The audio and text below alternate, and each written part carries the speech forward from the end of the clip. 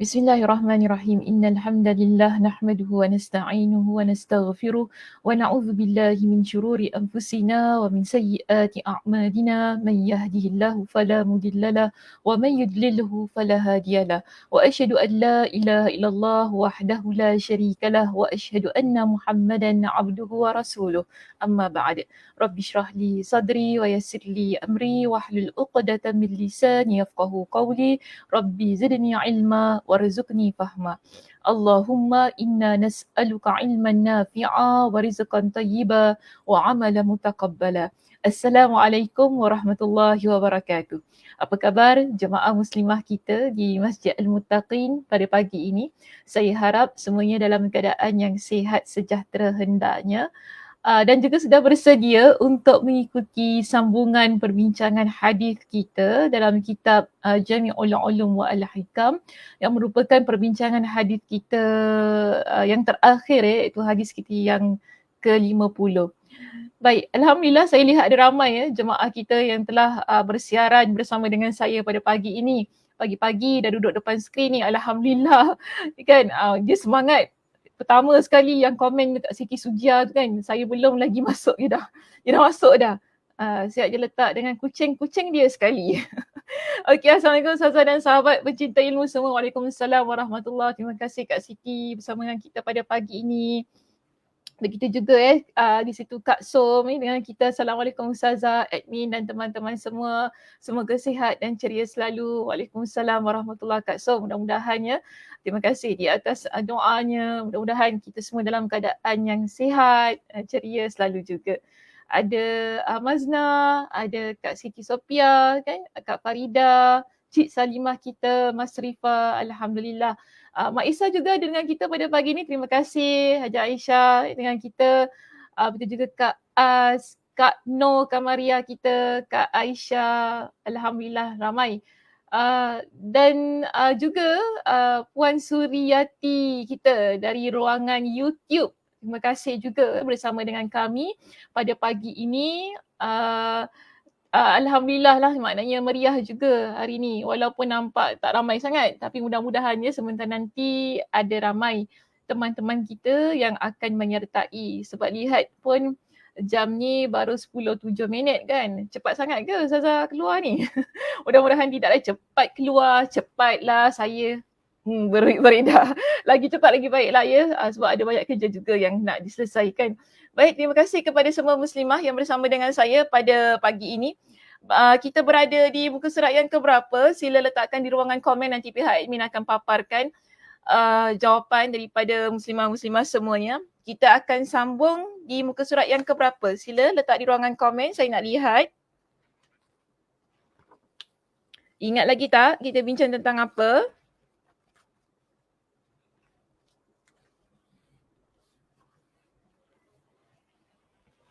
Ya, terima kasih Kak Sugiyarti. Assalamualaikum warahmatullahi wabarakatuh. Selamat pagi Ustazah Sakinah yang ceria selalu. Assalamualaikum, terima kasih. Baik, Kak Farida kita, Alhamdulillah. Apa tu? H50? Dia main kod dia. Okey, main kod rahsia ni. Hadis 50, muka surat 438. Ada yang lain, Kak Som? Hadis 50, muka surat 438. Ustazah, terima kasih Kak Som. Kak Isha kita, page 438, masih hadis 50. Betul ke? Macam mana yang lain ada tiga muslimah kat sini. Topik keutamaan zikir. Okay, Kak Isha kata. Baik, kita lihat slide kita pada pagi ini. Betul ke tidak? Kita berada di hadis kita yang ke-50. Membincangkan tentang keutamaan zikir. Dan perbincangan kita berada pada bahagian yang kedua. Bermula di muka surat 438. Okay, Alhamdulillah. Betul sebagaimana yang disebut oleh teman-teman kita semuanya berkenaan dengan muka surat itu tadi. Baik muslimah semuanya. Alhamdulillah hari ini kita akan menyambung perbincangan di muka surat 438. Namun sebelum itu saya suka untuk pergi ke muka surat 437 sedikit saja di bawah itu. Betul, pada minggu lepas saya dah terangkan sedikit. Tapi pada pagi ini saya nak lebih menekankan lagi berkenaan ayat yang kedua dalam surah Al-Anfal di situ. Tentang maksud wajilat qulubuhum, supaya kita lebih jelas tentang perbincangan yang ingin kita bawa pada pagi ini. Jadi kita perlu masuk kepada ayat surah Al-Anfal ayat yang kedua terlebih dahulu bagi mendapatkan kefahaman yang lebih baik. Baik, di sini sebagaimana pada minggu lepas saya ada datangkan dengan ayat ini, itu surah Al-Anfal ayat yang kedua yang terdapat dalam kitab kita di muka surat 437.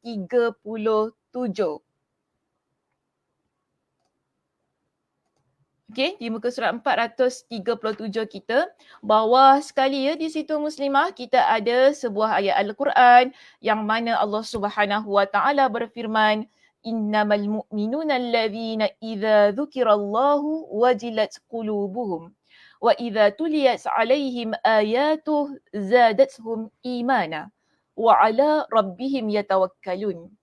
Sebagaimana juga yang telah saya jelaskan di sesi kita yang lepas, di dalam ayat ini menjelaskan tentang perbezaan antara zikir orang yang beriman dan zikir orang yang lalai. Jadi di dalam ayat ini ada 3 perincian yang disebutkan oleh Allah Subhanahu Wa Taala tentang zikir yang dilantunkan oleh mereka yang beriman kepada Allah Subhanahu Wa Taala. Pertama sekali kita lihat di situ Allah Subhanahu Wa Taala menegaskan bahawa orang yang beriman mereka ialah apabila menyebut ataupun disebut nama Allah, apa yang berlaku pada jiwa dan hati mereka, di sini Allah Subhanahu Wa Taala menyebutkan maka gementarlah hati mereka. Okay, ini yang pertama.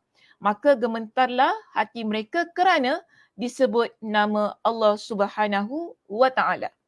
Selain daripada itu, Allah Subhanahu Wa Taala juga menyebutkan di dalam ayat ini bahawa orang yang beriman tatkala dibacakan ayat-ayat Allah iaitu Al-Quranul Karim, dan kita perlu juga fahami ayat Al-Quran yang kita baca ia merupakan salah satu cara kita mengingati Allah Subhanahu Wa Taala. Sebab apa? Ini bila kita baca Al-Quran, ia adalah firman Allah, kalamullah, kata-kata Allah yang menyebabkan kita dekat kepada Allah Subhanahu Wa Taala, yang akhirnya kita ingat kepada Allah Subhanahu Wa Taala tentang peringatan Allah, nasihat Allah, penciptaan Allah Subhanahu Wa Taala, tentang ganjaran, tentang balasan yang Allah Subhanahu Wa Taala sebutkan dalam Al-Quran. Jadi sebab itu di kalangan para ulama menyebutkan bahawa membaca Al-Quran juga merupakan antara zikir kita kepada Allah Subhanahu Wa Taala. Maka sebab itu dalam ayat ini muslimah kita dapati Allah Subhanahu Wa Taala mengingatkan kepada kita, orang yang mana dia ingat kepada Allah, jiwanya rasa gemetar. Bukan itu sahaja, apabila dia dibacakan dengan ayat-ayat Allah iaitu Al-Quranul Karim yang menyebabkan dia ingat kepada Allah Subhanahu Wa Taala, orang yang begini yang beriman kepada Allah dengan sebenar-benar keimanannya tersebut, apa yang berlaku? Maka bertambah-tambahlah keimanannya kepada Allah Subhanahu Wa Taala. Begitu juga Allah Subhanahu Wa Taala menekankan di dalam ayat ini, orang yang beriman kepada Allah bukan sahaja jiwanya gementar, bukan sahaja keimanannya bertambah-tambah, tetapi di sini Allah Subhanahu Wa Taala juga mengingatkan kepada kita, orang yang beriman apabila dia ingat kepada Allah, apabila dibacakan kepadanya dengan ayat Al-Quran, dia akan menjadi insan yang bertawakal kepada Allah. Jadi kita ada 3 keutamaan yang Allah Subhanahu Wa Taala sebutkan untuk orang yang beriman ketika dia mengingati Allah Subhanahu Wa Taala. Baik. Kita lihat ya, pada ayat ini dalam penerangan yang diberikan oleh Imam Ibn Kathir rahimahullah berkenaan perkataan wajilat qulubuhum. Ya, berkenaan perkataan wajilat qulubuhum di sini.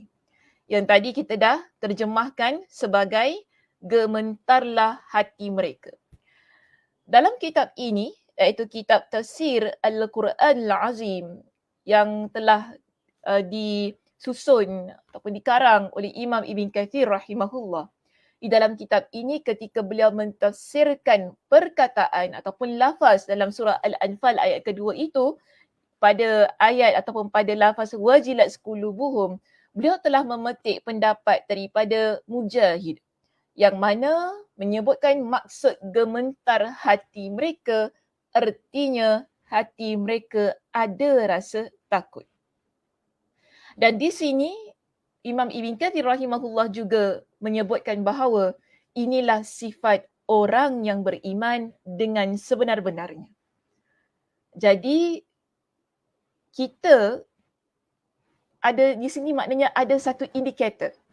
Ya, indikator yang ditetapkan bahawa nak tahu jiwa ini beriman ataupun tidak kepada Allah apabila ada getaran, ada rasa takut ketika disebutkan nama Allah Subhanahu Wa Taala. Dalam keadaan yang begini, orang yang beriman dengan sebenar-benarnya, apabila nama Allah disebutkan, hatinya menjadi bergetar. Situasi yang berlaku tu tadi kan, bila disebutkan nama Allah ataupun bila dia mengingati Allah Subhanahu Wa Taala yang menyebabkan jiwanya bergetar itu tadi, ini akan mendorong seseorang hamba, mendorong diri kita ini ya muslimah untuk apa? Ada dua perkara penting di sini. Pertama, untuk kita melaksanakan segala perintah Allah. Kedua, untuk kita menjauhi segala larangan Allah. Jadi ini kepentingan ada getaran itu tadi. Getaran yang terdapat dalam hati kita lantaran takut kepada Allah sehingga rasa tersebut akan menyebabkan kita meninggalkan perbuatan-perbuatan yang Allah Subhanahu Wa Taala haramkan. Dan kita akan berusaha dengan sehabis usaha untuk melaksanakan semua yang Allah Subhanahu Wa Taala perintahkan. Solat, ini contohnya, solat, berbakti kepada kedua ibu bapa, memiliki hubungan yang baik dengan insan di sekitar kita, melakukan ataupun berbuat baik kepada jiran, mendidik anak dengan baik, berbakti kepada suami, contohnya kita sebagai seorang muslimah, ya, menjadi seorang hamba yang benar-benar ingin melaksanakan setiap sunnah-sunnah yang Nabi SAW perintahkan kepada kita. Jadi ini semua yang akan menyebabkan semua perkara itu kita akan lakukan kerana apa?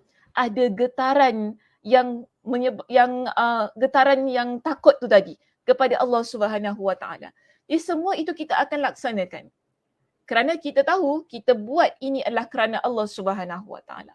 Dalam masa yang sama, bukan hanya sekadar melakukan perintah-perintah Allah. Kerana kita tak nafikan muslimah. Ada di kalangan kita, dia buat semua. Solat, berhijab, ya, tutup aurat. Buatlah semua perkara-perkara yang Allah Subhanahu Wa Taala perintahkan kepada dia. Tapi ada juga di kalangan kita dalam masa yang sama buat perkara-perkara yang haram. Mengumpat, mengkhianati, tak boleh tengok orang senang, ni juga ada. Dua-dua sekali dia buat, tak tahulah ya, dia nak ke arah yang mana satu. Tapi yang kita nak kata di sini, orang yang betul-betul wajilat qulubuhum, hatinya bergetar ketika diingatkan ataupun disebutkan nama Allah, ketika dia baca ayat Al-Quran, ketika dia berzikir kepada Allah Subhanahu Wa Taala, muslimah yang begini, dia akan tinggalkan perbuatan-perbuatan yang Allah Subhanahu Wa Taala haramkan. Dia akan ada rasa takut, dia tak buat pun perkara-perkara itu. Bila dia rasa dia nak mengumpat, dia tinggalkan. Bila dia rasa dia nak mengkhianati orang lain, dia akan tinggalkan. Dia nak menzalimi orang lain, jauh sekali perbuatan itu akan menjadi sifat pada diri dia. Kerana apa? Ketakutannya kepada Allah Subhanahu Wa Taala.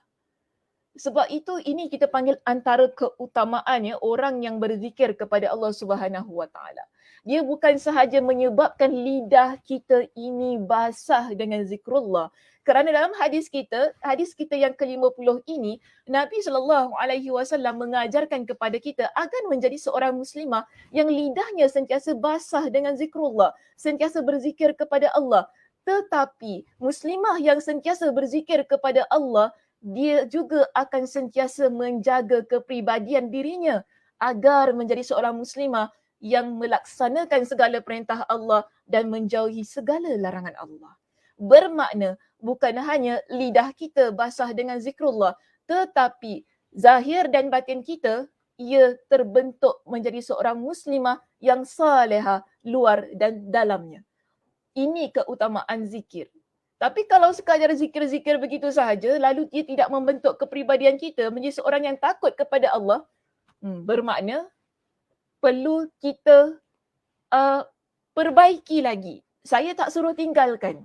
Jangan kita kata, alah sudahlah zikir-zikir kepada Allah pun bukannya aku jadi wanita solehah, bukan aku jadi takut pada Allah, tak load, tak ada apa-apa pun, lebih baik tak payah zikir. Bukan itu maksud saya.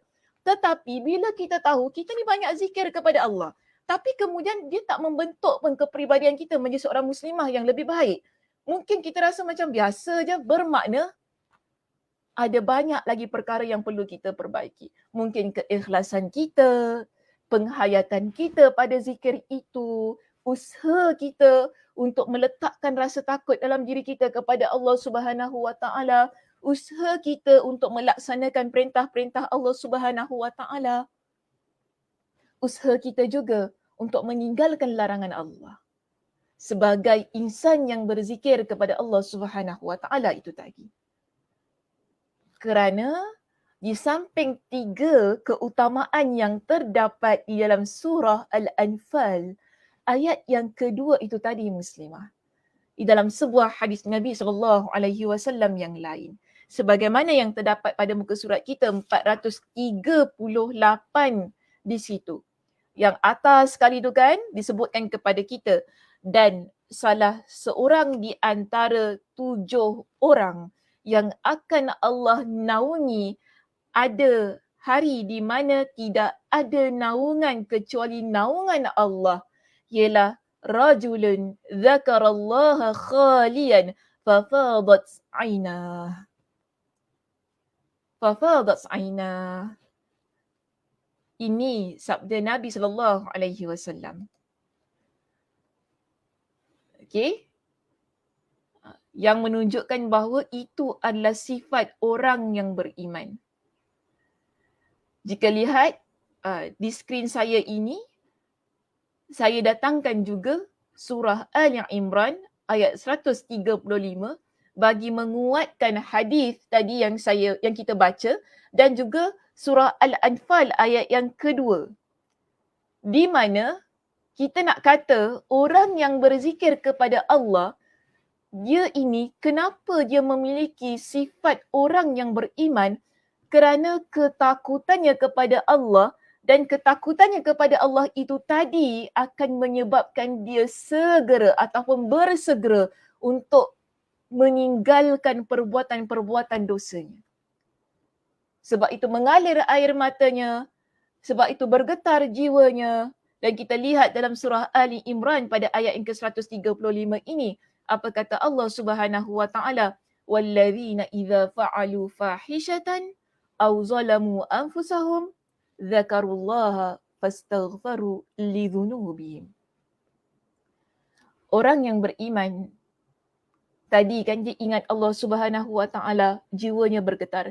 Saya juga telah bincangkan dengan mengambil penerangan pentafsiran yang diberikan oleh seorang ulama tafsir yang hebat, iaitu Imam Ibn Kathir dalam kitabnya, yang mana dia kata hal itu akan mendorong seseorang bila jiwanya bergetar, mendorong dirinya melakukan melakukan perbuatan-perbuatan yang Allah Subhanahu Wa Taala perintahkan dan meninggalkan perbuatan-perbuatan yang Allah Subhanahu Wa Taala larang. Apa yang berlaku kepada orang ini jika dia ada melakukan perbuatan yang keji atau menganiaya dirinya sendiri, dalam hal ini Allah Subhanahu wa taala jelaskan. Orang yang sentiasa mengingati Allah Subhanahu wa taala, walaupun dalam keadaan yang dia terbuat perbuatan keji, dia terbuat perkara-perkara yang menganiaya dirinya sendiri. Kerana kadang-kadang dalam hidup kita ini muslimah, kita ada melakukan dosa-dosa yang kita terlepas pandang. Yang kita terbuat, kita tak plan benda tu. Tapi kita terbuat, mungkin kita tercakap tentang orang lain, kita terkutuk orang lain, kita terhina ataupun kita terzalimi, kita buat perkara-perkara yang menyakiti orang lain, yang kita terbuat perkara tersebut. Tanpa, bukan dengan apa ni maksud saya, bukan kita rancang tau kita nak buat perkara itu. Ada di kalangan kita yang sedemikian. Sebab apa? Kita ni semua tak terlepas daripada dosa.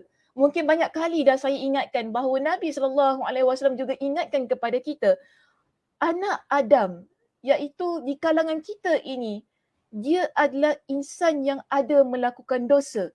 Tetapi sebaik-baik insan yang melakukan dosa ialah mereka yang bertaubat kepada Allah Subhanahu wa taala. Bagaimana? Di sini Allah Subhanahu wa taala mengingatkan kepada kita. Dalam surah Ali Imran ayat 135, Allah Subhanahu wa taala menyebutkan bagaimana orang yang beriman, adakah setelah dia melakukan dosa walaupun tanpa dia plan dosa itu, dia tak sengaja, adakah dia akan terus-terusan dalam keadaan dosa tersebut? Tak apalah ya, tak sengaja nak buat macam mana, aku dah umpat dia engkau, tak apalah rezeki juga tu. Bukan gitu cara kita muslimah. Bukan begitu cara kita.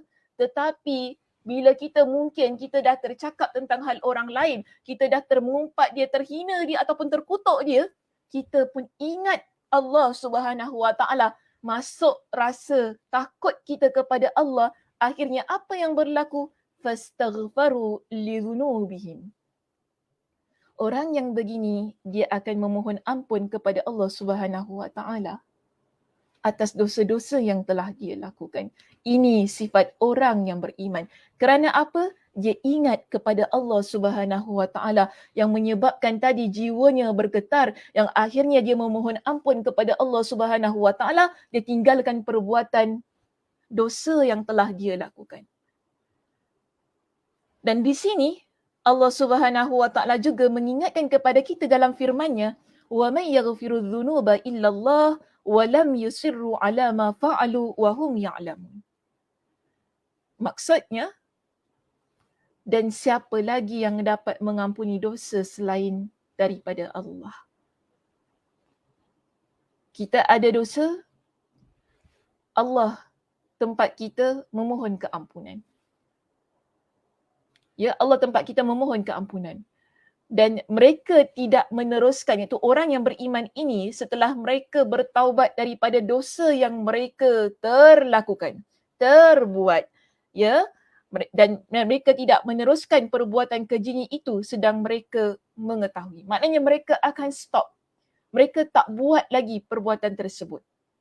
Ini keadaan orang yang beriman. Kalaupun ya muslimah, kita ni mungkinlah kita ada buat dosa yang mungkin kita plan. Sebab ada juga orang yang plan dosa dia. Kan dia rancangkan, sekejap lagi aku ni nak pergi rumah jiran sebelah ni, aku nak mengumpat pasal jiran tingkat 13 tu lah. Dia mungkin macam gitulah ya. Tak tahulah rumah flat sekarang ni ada ke perangai-perangai yang begini. Mungkin ada kan, mungkin ada. Kita tak tahu. Ataupun kita sekarang dah tak pergi rumah orang dah. Kita berada dalam rumah kita sendiri, lagipun kita ni kena stay home kan. Okay, cik-cik umur 60 ke atas, stay home, jangan keluar rumah. Kita mengumpat kat mana? WhatsApp kita muslimah. Sekarang ini dunia tanpa sempadan, orang kata. Kita pun buat satu WhatsApp group. Oh, ini WhatsApp group. Apa namanya? Sembang-sembang bersama. Okay, namanya sembang-sembang kan tu kan. Dekat situ sembang-sembang. Macam-macam benda kita sembang. Sembang yang cerita bukan-bukan pasal orang tu, pasal orang ini. Ini perbuatan yang kita sengajakan. Mungkin sampai pada satu masa, kita pun sedar ini adalah dosa yang seharusnya kita tinggalkan.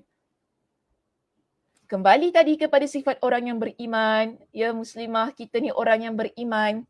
Bila kita ingat, bila kita sedar ini adalah dosa, orang yang beriman dia akan tinggalkan dosa itu. Dia akan terus tinggalkan bertaubat kepada Allah, dia ingat kepada Allah Subhanahu Wa Taala, jiwanya masuk rasa takut ini, aku kalau teruskan perbuatan ini, Allah Subhanahu Wa Taala akan azab aku dalam api neraka. Jiwanya terus rasa takut, dia bertaubat kepada Allah Subhanahu Wa Taala, dia tidak meneruskan perbuatan itu. Kita berbalik kepada hadis Nabi sallallahu alaihi wasallam itu tadi yang terdapat pada muka surat kita 438 di sini. Nabi mengingatkan tentang keutamaan orang yang begini. Dia ingat tentang dosa-dosanya, lalu mengalir air matanya. Dia ingat Allah Subhanahu Wa Taala, jiwanya bergetar, jiwa bertambah-tambah keimanannya, bertambah juga tawakalnya kepada Allah Subhanahu Wa Taala, lalu dia bertaubat kepada Allah Subhanahu Wa Taala. Air matanya mengalir. Nabi sallallahu alaihi wasallam meletakkan mereka pada 7 golongan yang mendapat naungan Allah Subhanahu Wa Taala. Dalam sebuah hadis yang sahih, Nabi sallallahu alaihi wasallam bersabda, apa kata Nabi sallallahu alaihi wasallam dalam hadis ini, muslimah? Nabi sallallahu alaihi wasallam bersabda, Nabi sallallahu alaihi wasallam menyebutkan sab'atun yuzilluhumullahu yaumal qiyamah fi zillihi yauma la zilla illa zilluh. Ada 7 golongan yang mana Allah Subhanahu Wa Taala akan naungi pada hari kiamat, pada naungannya, dalam naungannya yang mana pada hari itu tidak ada naungan melainkan naungan Allah. Maksud naungan yang terbaik itu adalah naungan Allah Subhanahu Wa Taala. Nabi sebutkan imamun adilun wa syabbun nasha'a fi ibadatillah wa rajulun dzakarallaha fi khala'in fafadat 'ainah wa rajulun qalbuhu mu'allakun fil masjid. Kita pergi satu-satu ya di sini, muslimah. Pertama, ada 7. Pertama, Nabi kata apa? Imamun adilun. Seorang imam yang adil. Seorang pemimpin yang adil. Okey? Seorang pemimpin yang adil. Kemudian, kedua, wasyabun nasha'a fi ibadatillah. Seorang pemuda yang mana dia ini membesar ataupun dia bergiat aktif dalam beribadah kepada Allah. Kerana, kenapa dimasukkan pemuda ini? Kerana kita ni bila kita muda, kebiasaannya masa muda kita dihabiskan dengan perkara-perkara yang tidak bermanfaat. Kerana kita fikir nak enjoy. Kita fikir bahawa hidup kita lama lagi. Kita nak buat puas-puas perkara-perkara yang mungkin nanti masa kita tua, kita tak boleh buat. So kita nak buat semua perkara-perkara ini yang kebanyakannya, maaf saya kata, ia berkaitan tentang dosa dan maksiat. Sebab apa? Kita rasa kita adalah orang yang muda, masih remaja. Sukati saya nak pergi mana? Sukati saya nak buat apa? Jangan tegur. This is my life. Kita kan? This is my life. Hidup aku, sukati nak buat apa? Jangan tegur. Sebab apa? Jalan masih panjang. Kan? Jalan masih panjang.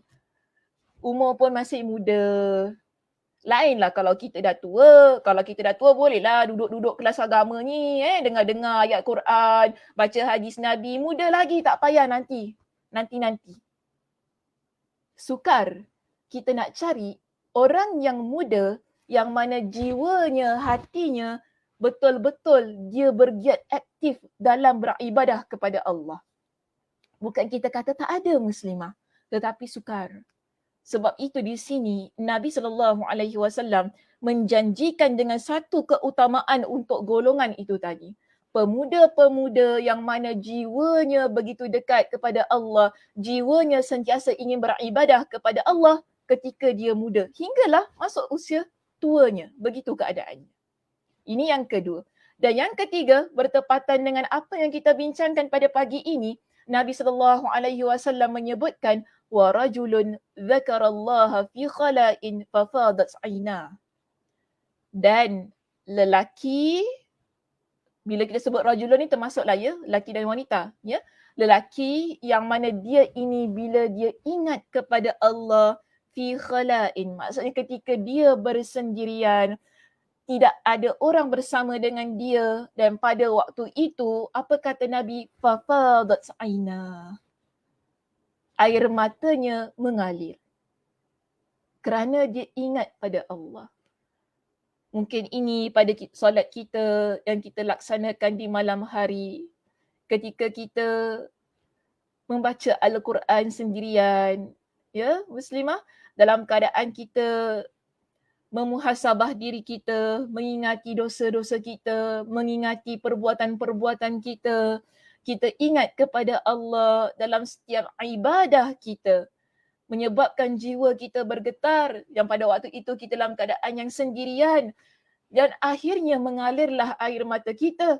Dan waktu itulah Nabi SAW menyatakan ini keadaan yang mana layak seseorang itu mendapat naungan Allah di hari kiamat.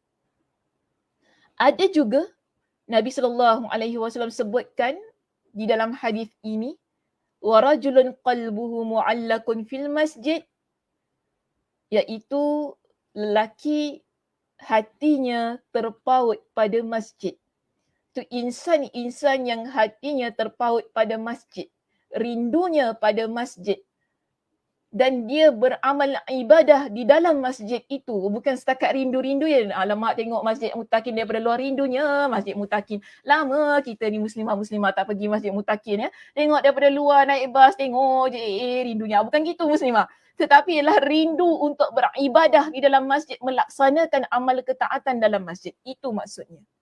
Hatinya sentiasa terpanggil untuk berada dalam masjid lantaran ibadah-ibadah yang ingin dilaksanakan dalam masjid. Ini keadaannya. Lalu Nabi SAW juga ada menyebutkan dengan orang yang keberapa tadi? 1, 2, 3, 4, 5. Okay? Warajulani tahabba fillah. Dan 2 orang lelaki, ataupun 2 orang yang mana kedua-duanya saling mencintai kerana Allah. Ni 2 yang saling mencintai kerana Allah, bertemu dan berpisah kerana Allah. 2 orang ini juga layak, ya, untuk mendapat naungan Allah Subhanahu Wa Taala di hari kiamat kelak. Dan juga Nabi SAW ada menyebutkan di sini, warajulun da'athum ra'atun dhatu mansibin wa jamalin ila nafsiha qala inni akhafullah. Yang keenam di sini, Nabi SAW menyebutkan tentang keadaan seseorang ataupun seorang lelaki yang dia ini diajak untuk berzina oleh seorang wanita yang memiliki kedudukan, ada jawatan tinggi. Bukan itu sahaja, wanita ini memiliki kecantikan, tetapi apa yang dikatakan kepada wanita tersebut? Inni akhafullah. Sesungguhnya aku takut kepada Allah. Dia menolak ajakan untuk berzina itu tadi. Ia boleh juga, ya, berlaku kepada wanita yang mana mungkin ada di kalangan wanita yang diajak oleh seorang lelaki yang memiliki ketampanan, seorang lelaki yang memiliki jawatan, orang kata duitnya berkepuk-kepuk, begitu kan. Jadi diajak untuk melakukan perbuatan keji, tapi wanita itu dia mengatakan inni akhafullah. Sesungguhnya aku takut kepada Allah. Ini kerana keimanannya kepada Allah Subhanahu Wa Taala. Dan terakhir, iaitu yang ketujuh di situ, Nabi SAW menyebutkan tentang seorang lelaki atau seorang insan tasaddaqa bisadaqatin fa'akhfaha hatta la ta'lamu shimaluhu ma sana'at biyamini. Ma sana'at siyaminuh. Ma sana'at siyaminuh. Iaitu yang terakhir, ya, kita lihat di sini, dia merupakan seorang yang bersedekah secara sembunyi-sembunyi. Maknanya tidak ada orang yang mengetahui dia ni ingin bersedekah, sehingga apa yang berlaku, tangan kirinya tidak menahu terhadap amalan tangan kanannya. Dia bersedekah dengan tangan kanannya, tangan kiri tak tahu apa yang dilakukan oleh tangan kanannya. Ini maknanya dia melakukan amal ibadah sedekah inilah ya dengan keadaan bersembunyi-sembunyi. So ini tujuh golongan yang mana Nabi SAW menyebutkan mereka mendapat perlindungan Allah, naungan Allah Subhanahu Wa Taala di saat ataupun pada hari ini maksudnya lah hari kiamat ya. Pada hari kiamat yang mana tidak ada naungan melainkan naungan Allah Subhanahu Wa Taala. Dan antaranya yang ada di sini, antara yang ketujuh-tujuh golongan ini ialah orang yang berzikir kepada Allah, dia ingat kepada Allah ketika dia sendiri sehingga matanya berlinangan, iaitu kerana apa? Dia takutkan kepada Allah Subhanahu Wa Taala. Jadi ini antara keutamaan mereka yang berzikir kepada Allah Subhanahu Wa Taala. Kalau kita dapat kesemua tujuh-tujuh ni, masya-Allah tabarakallah muslimah. Tapi kita boleh usahakan, dia tidak mustahil. Bagi saya ni semua yang berkaitan dengan kehidupan kita. Ya, ketujuh-tujuh perkara yang berkaitan dengan kehidupan kita. Yang mana setiap hari mungkin kita berhadapan dengan situasi-situasi itu. Jadi kalau kita ingat tentang hadis ini, Masya Allah tabarakallah, hadis ini cukup cantik, ya, subhanallah. Bila kita dapat amalkan, kita dapat ingati ia, Masya Allah. Ini jaminan dari Nabi SAW. Yang kita bincangkan sekarang ini, ia jaminan daripada Nabi SAW untuk seseorang yang taat kepada Allah Subhanahu Wa Taala, jiwa dan raganya, keseluruhan dirinya diserahkan kepada Allah Subhanahu Wa Taala. Itulah yang menjadi penyebab mengapa dia mendapat naungan Allah Subhanahu Wa Taala. Antaranya di situ, bertepatan dengan konteks perbincangan kita untuk hadis kita yang ke-50 ini, Nabi tekankan orang yang berzikir, lidahnya basah, bukan air matanya berlinangan, maknanya matanya basah juga. Kerana bukan semata-mata dia lidahnya yang basah tadi, tapi kerana jiwanya juga basah dengan zikrullah. Itu yang kita pernah bincangkan pada sesi yang lepas, perbezaan antara hati orang yang munafik dan hati orang yang beriman, bukan? Kalau hati orang yang munafik, jika dia berzikir kepada Allah hanya pada lidahnya, hatinya tidak. Maknanya lidahnya sekadar basah dengan zikrullah itu tapi hatinya tidak. Berbeza dengan orang yang beriman. Orang yang beriman kita telah bincangkan bila dia berzikir, jiwanya turut berzikir kepada Allah. Itulah yang menyebabkan berlaku getaran, jiwanya gemetar, takut kepada Allah sehingga air matanya mengalir. Lantaran takut kepada Allah Subhanahu Wa Taala. Ini keindahan zikir yang disebutkan oleh Nabi SAW. Sebab itu ya muslimah, kita lihat pada muka surat kita 438 di situ, pada perenggan setelah hadis ini, kerana hadis ini ditampilkan dalam kitab kita dengan begitu ringkas. Hanya menyebutkan tentang rajulun zakarallaha khalian fafadat ainah, itu sahaja.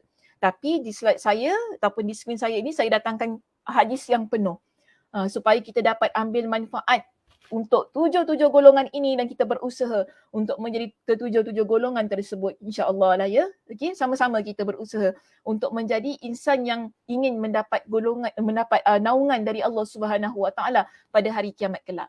Dan di bawah itu kita dapati disebutkan kepada kita berzikir, iaitu mengingat dan menyebut Allah Subhanahu Wa Taala adalah kelazatan hati orang-orang yang mengenal Allah dengan baik.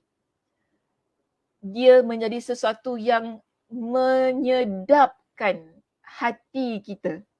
Ia melazatkan, kita rasa sedap. Biasa macam ni saya nak kata. Kenapa kalau kita dengar lagu contohnya muslimah, kenapa kita play balik? Kita ulang banyak kali lagu tu sebab sedap kan? Dia bukan sekadar sedap di telinga kita tapi dia sedap di hati kita.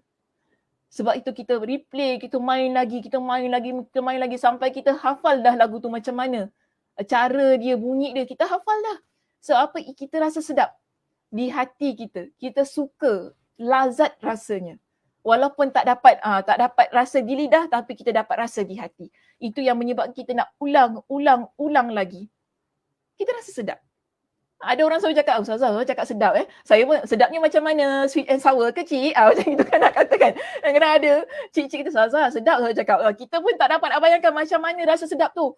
Mungkin dia rasa masam, manis ke macam mana? Terlebih garam ke? Terlebih gula ke macam mana? Allahu'alam. Tetapi jiwa kita yang merasai apa yang kita dengar, apa yang kita lakukan itu yang menyebabkan hati ini turut merasai kesedapannya. Hati kita turut merasai kelazatan apa yang mungkin kita dengar, apa yang mungkin kita lakukan. Maknanya jiwa masing-masing. Namun, dalam ayat yang berikutnya ini, kita dapati Allah Subhanahu Wa Taala menyebutkan tentang kelazatan hati orang yang beriman. Tatkala dia menjadi seorang yang mengingati Allah Subhanahu Wa Taala.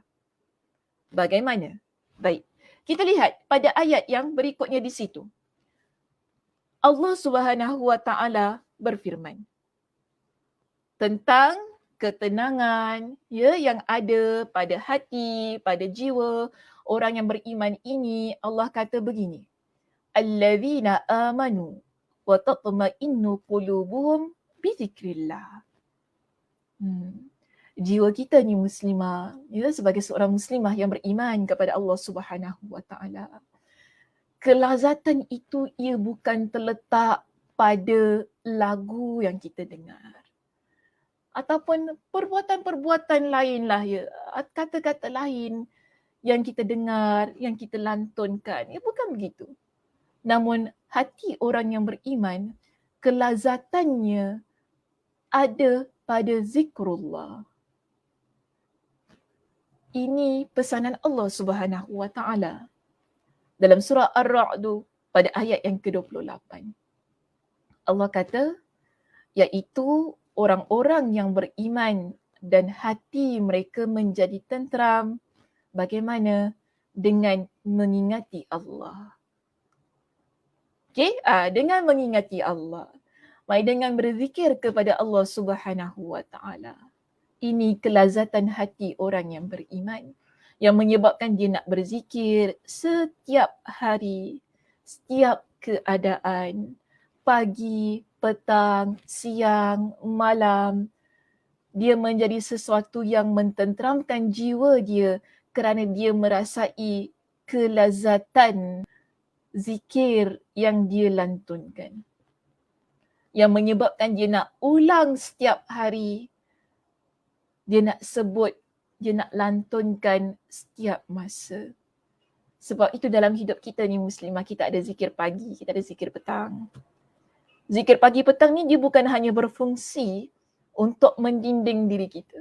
Terus ada orang kata, kita kena baca zikir pagi petang supaya sihir tak kena. Ni biasalah orang cakap, tak kena sihir. Allah lindungi kita daripada syaitan. Betul lah. Betul, itu semua saya tak nafikan. Ada hadis-hadis Nabi SAW yang menyebutkan tentang keutamaan zikir. Tetapi zikir pagi petang kita ni sebenarnya untuk menghidupkan hati kita. Menghidupkan jiwa kita.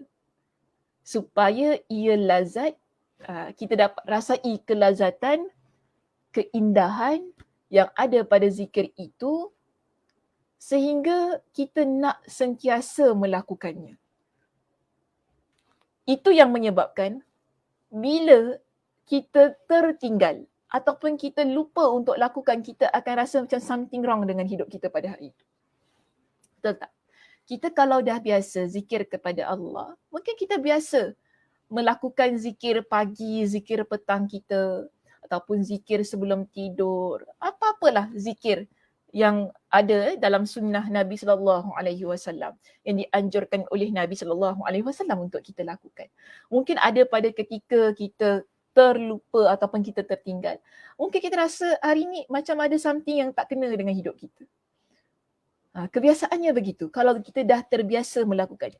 Macam ada something yang missing. Sesuatu yang hilang. Sesuatu yang Tak tahu kenapa macam ada something lah yang kita rasa tak kena dalam hidup. Apa yang tertinggal, apa yang terlupa, kita akan terfikir-fikir. Oh rupanya tadi lepas subuh sebab saya dah terlambat sangat nak pergi kerja ke apa, kita lupa untuk baca zikir pagi itu. Itu yang menyebabkan jiwa kita rasa sesuatu yang hilang. Ada benda yang tak kena. Kenapa rasa semikian? Kerana kelazatan. Zikir tersebut dia sudah ada dalam jiwa kita. Macam orang dah biasa makan sambal belacannya Muslimah. Nak kata ni nak bagi mudah faham ya. Kita ni kalau dah biasa makan sambal belacan, ada orang satu hari kalau dia tak kena dengan sambal belacan, dia rasa hidup dia tak lengkap. Ada orang begitu. Tapi kalau perut ada ulcer jangan makan lah ya. Nanti bawa mudarat pula. Kalau gastrik ke pun jangan makan sambal. Tapi kalau orang yang dah terbiasa, kan dia ada satu bahan makanan dia tu kan, yang dia tak boleh tinggal. Dia kata hari-hari je mesti makan. Ada orang begitu. Dia kalau tak kena sambal, contoh kan, dia tak boleh. Dia rasa macam tak hidup lah. Gitu ayatnya kan. Aku kalau tak makan ni, kalau tak ada sambal, macam tak hidup. Sebab apa? Kelazatan itu sudah orang kata bersemadi dalam diri dia, dalam jiwa dia. Sampai kan dia rasa tak lengkap hidup dia. Gitu juga dengan zikir kita Muslimah. Kalau dia dah terbiasa dalam hidup kita, dia kalau tak kena, kalau tak ada, kalau tertinggal, tak komplit. Ada yang tak lengkap. Ini yang Allah sebutkan sebagai ketenangan hati kita. Sebenarnya kelazatan itu bermaksud ketenangan hati kita sebagai seorang muslimah yang beriman kepada Allah Subhanahu wa taala. Allah Subhanahu wa taala kata, ala bi dzikrillahi tatma'innul qulub. Ingatlah, hanya dengan mengingati Allah lah hati kita sebagai seorang yang beriman dia akan menjadi tenteram. Kita ni muslimah ya, saya nak tutup perbincangan kita pada pagi ini dengan ayat ini. Dengan satu pesanan untuk diri saya dan kita semua. Kita kalau nak dapatkan ketenangan hati, kita jangan cari perkara lain. Betul, kita boleh buat perkara-perkara lain, saya tak nafikan. Kita kata kita nak pergi masuk hutan, contohlah kan kata kan, kita nak pergi trekking ke apa, kita nak tengok alam yang menenangkan jiwa kita nak lihat tumbuh-tumbuhan yang menghijau, dipersilakan. Yang kita rasa kita ni nak buat aktiviti-aktiviti lain untuk mententeramkan jiwa kita, mungkin kita dah terlampau sangat dengan pekerjaan kita sehingga kita rasa macam jiwa kita serabut, otak kita dah tak boleh fikir dah. Orang kata kalau dalam bahasa Melayu tulen bahasa Melayu asli dia kata otak dah tepu, orang kata kan. Dah tak boleh fikir dah sekarang ni. So kita nak buat perkara-perkara yang lain. Dipersilakan, tak ada masalah. Tetapi jangan lupa, sebagaimana juga peringatan Allah Subhanahu wa taala di dalam ayat ini. Orang yang beriman, cara dia untuk mententeramkan jiwa dia, untuk mendapatkan ketenangan pada hati dia, zikir kepada Allah. Ingat Allah Subhanahu wa taala. Tadi pun saya dah sebutkan, zikir kepada Allah Subhanahu wa taala ia bukan semata-mata tentang zikir itu sendiri. Tetapi kita boleh cuba, maknanya kita boleh usaha untuk baca Al-Quranul Karim, tadabbur isi kandungan Al-Quranul Karim untuk mendekatkan jiwa kita kepada Allah Subhanahu wa taala. Orang yang beriman tatkala jiwanya dekat kepada Allah Subhanahu wa taala, setiap urusan yang sukar dalam hidup dia ni muslimah, insya-Allah dia akan mudah untuk dia hadapi, untuk dia selesaikan kerana dia dekat kepada Allah. Kerana jiwanya sentiasa ingat kepada Allah. Itu orang yang beriman. Keadaan kita sedemikian. Kita tidak boleh melepaskan amal zikir ataupun amalan zikir ini daripada hidup kita walaupun sehari. Ia perlu sentiasa ada pada diri kita dalam masa 24 jam pada kehidupan kita ini. Tidak boleh dilepaskan. Walaupun kita kata, kita uzur lah ustazah, kita ni tak boleh kan, tak boleh. Tak, zikir kepada Allah Subhanahu wa taala ini dia berlaku, tak kira kita uzur ke kita tak uzur. Okay, dalam keadaan haid ke dalam keadaan tak haid ke apa, boleh saja zikir kepada Allah. Beza perbincangannya dengan membaca Al-Quranul Karim.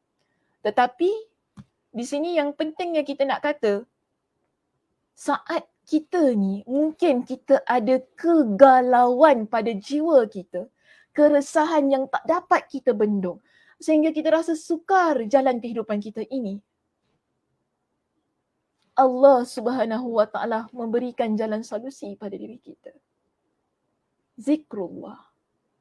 Zikir kepada Allah.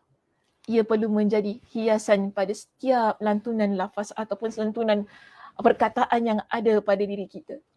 Ia menjadi perhiasan ataupun ia menjadi sesuatu yang mencantikkan lagi kepribadian kita. Sehingga kita menjadi seorang muslimah yang tenang, yang terkawal, emosinya, pemikirannya, kan? Ini yang menyebabkan kita mampu untuk mengawal emosi kita. Penting juga untuk saya nyatakan di sini, kita orang perempuan, kita banyak sangat emotions, kita banyak emosi, kita banyak sangat perasaan ya. Allah Subhanahu wa Ta'ala, ini kelebihan yang Allah berikan kepada kita sebagai wanita. Kita ada banyak perasaan, kita ada pelbagai macam rasa yang ada pada diri kita ini. Tapi kita boleh kawal semua perasaan-perasaan itu. Antara caranya dengan zikir kepada Allah Subhanahu wa Ta'ala. Itu yang menyebabkan kita menjadi lebih tenang, jiwa dan raga kita. Kita mampu untuk mengawal setiap situasi. Bila kita nak cari jalan penyelesaian, Masya Allah, Tabarakallah, kita mampu untuk atasinya dengan jiwa yang lebih mantap, pemikiran yang lebih tenang. Kerana kita tahu, kita adalah insan yang sentiasa diawasi oleh Allah Subhanahu wa Ta'ala. Kita adalah insan yang mana jiwanya adalah milik Allah Subhanahu wa Ta'ala. Sebab itu jiwa seorang muslimah yang tenang itu tadi, ia perlu kembali kepada Allah Subhanahu wa Ta'ala juga dengan zikrullah, zikir kepada Allah. Okey muslimah, terima kasih di atas perhatiannya. Mudah-mudahan Allah Subhanahu wa Ta'ala memberikan kepada kita dengan ketenangan jiwa, memberikan kepada kita dengan hati yang mantap ya, ketika kita berhadapan dengan banyak masalah, banyak isu dalam kehidupan kita ini. Mudah-mudahan Allah Subhanahu wa Ta'ala memberikan kepada kita dengan kekuatan, kesabaran ya. Tapi jangan lupa, antara usaha kita di situ ialah perbanyakkan zikir kepada Allah Subhanahu wa Ta'ala. Okay, mudah-mudahan apa yang disampaikan pada pagi ini memberi manfaat untuk diri saya dan kita semua, dan insya-Allah kita akan sambung ya perbincangan ini pada minggu hadapan. Ada banyak lagi yang perlu kita bincangkan. Banyak kalau kita lihat di kitab kita ini. Ada banyak lagi muka surat yang masih lagi berbaki sebelum kita mengakhirkan perbincangan dalam kitab ini. Terima kasih kepada semua yang memberikan komen-komen atas kuliah kita ya pada pagi ini. Mudah-mudahan Allah Subhanahu wa Ta'ala memberkati penyertaan anda semuanya. Tidak kira mungkin selepas ini juga ada di kalangan muslimah kita ataupun muslimin lah ya yang mengikuti perbincangan kita setelah ini. Mudah-mudahan Allah Subhanahu wa Ta'ala memberkati masa yang diperuntukkan untuk mengikuti perbincangan daripada awal hingga akhir.